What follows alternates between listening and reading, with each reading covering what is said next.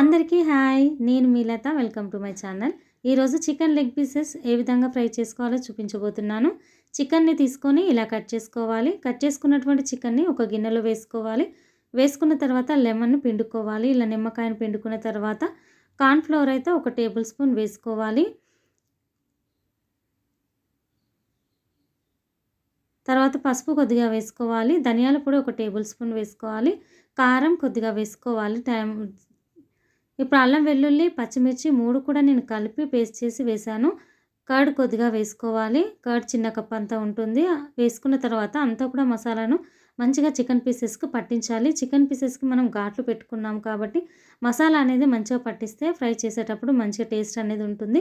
ఫ్రిడ్జ్లో పెట్టుకోవాలి 1 అవర్, లేదంటే ఓవర్ నైట్ అయితే పెట్టేసుకుంటే ఇంకా మంచిగా ఫ్రై అవుతుంది. టేస్ట్ అనేది లెగ్ పీసెస్ బాగుంటుంది. ఇప్పుడు ఒక కడాయిలో ఆయిల్ వేసుకోవాలి. ఆయిల్ వేడైన తర్వాత లెగ్ పీసెస్ అన్నీ ఒకటి తర్వాత ఒకటి వేసుకోవాలి. వేసుకొని ఫ్రై చేసుకోవాలి. ఫ్లిప్ చేసుకుంటూ ఫ్రై చేసుకుంటూ చికెన్ పీసెస్ అంటే లెగ్ పీసెస్ అయితే అందరికీ ఇష్టం ఉంటుంది. ఇష్టపడని వారు ఎవరు ఉండరు. కానీ చాలా ఈజీగా సింపుల్గా మన ఇంట్లోనే తయారు చేసుకోవచ్చు తక్కువ టైంలో.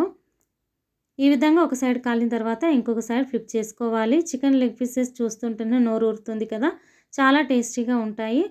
ఈ విధంగా ఫ్లిప్ చేసుకొని సైడ్స్ కూడా కాలకుంటే మంచిగా ఫ్రై చేసుకోవాలి. ఇలా ఫ్రై చేసుకున్న తర్వాత మనము తీసేసుకోవచ్చు. అంతేనండి, చాలా సింపుల్, త్వరగా కూడా అయిపోతుంది. ఈ విధంగా ఫ్రై అయిపోయాయి. తీసి ఆనియన్స్తో సర్వ్ చేసుకుంటే చాలా టేస్టీగా ఉంటుంది. వేడివేడిగా సర్వ్ చేసుకుంటే సూపర్గా ఉంటుంది.